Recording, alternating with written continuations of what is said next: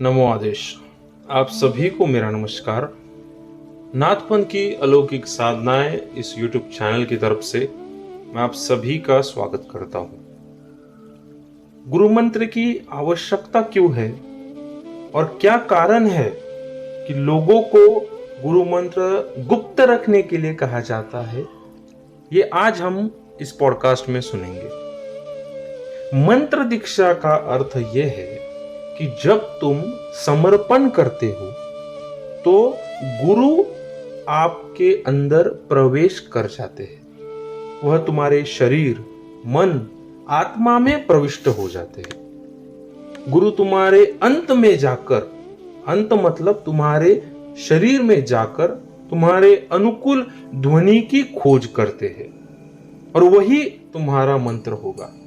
और जब तुम उसका उच्चारण करोगे तो तुम एक भिन्न आयाम के भिन्न व्यक्ति होगे। जब तक समर्पण नहीं होगा, मंत्र नहीं दिया जा सकता। मंत्र देने का अर्थ जो मैंने पहले कहा, गुरु ने तुम में प्रवेश किया है। गुरु ने तुम्हारी गहरी लयबद्धता को, तुम्हारे प्राणों के संगीत को अनुभव किया है और फिर वह तुम्हें प्रतीक रूप में एक मंत्र देता है जो तुम्हारे अंदर के संगीत से मेल खाता है।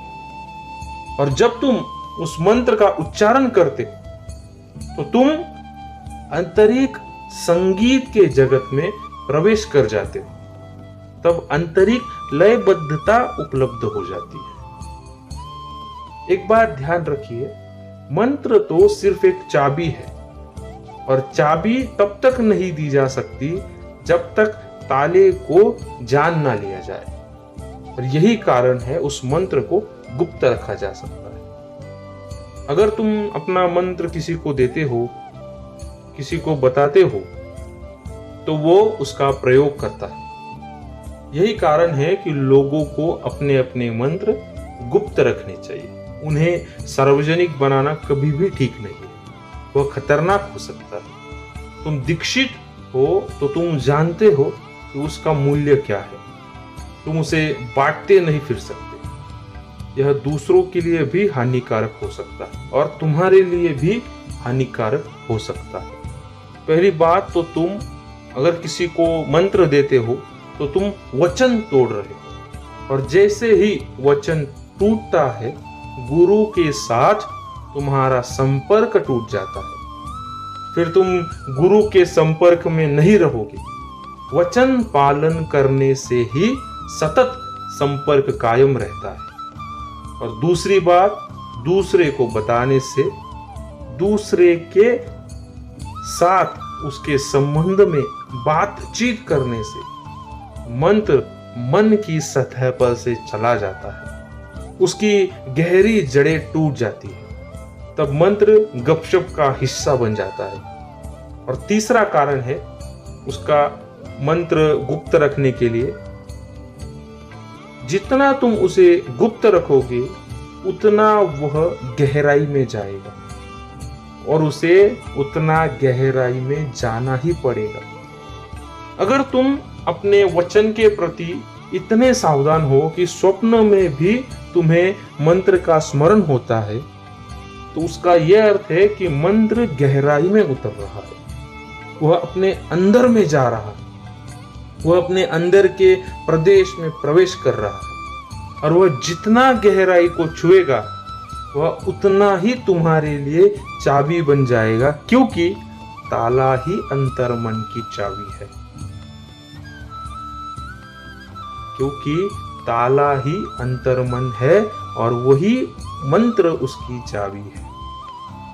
किसी चीज के साथ भी प्रयोग करो, अगर तुम उसे गुप्त रख सकते हो तो वह गहराई प्राप्त करेगा। अगर तुम उसे गुप्त नहीं रख सकते, बाहर निकल आएगा। तुम कोई भी बात दूसरे को कहना चाहते हो, तुम क्यों बातें करते रहते हो? सच तो यह है कि जिस चीज को तुम कह देते हो उससे तुम मुक्त हो जाते हो। एक बार तुमने किसी से कह दिया, तुम्हें उससे छुटकारा मिल जाएगा और वह चीज बाहर निकल आएगी। मनोविश्लेषक का पूरा काम इसी चीज के ऊपर होता है। रोगी बोलता है और मनोविश्लेषक सुनता है। इससे रोगी को राहत मिलती है। वह अपनी समस्याओं के बारे में, अपने दुख के बारे में जितना ही बोलता है, वह उनसे उतनी ही छुट्टी पा लेता है। और इससे ठीक विपरीत घटित होगा कि जब तुम किसी चीज को छिपा कर रखोगे, गुप्त रखोगे। इसलिए तुम्हें कहा जाता है कि मंत्र को किसी से भी कहना मत। तब वह गहरे से गहरे तल पर उतर जाता है और किसी ना किसी दिन वो ताला जरूर खोल देगा। आदेश।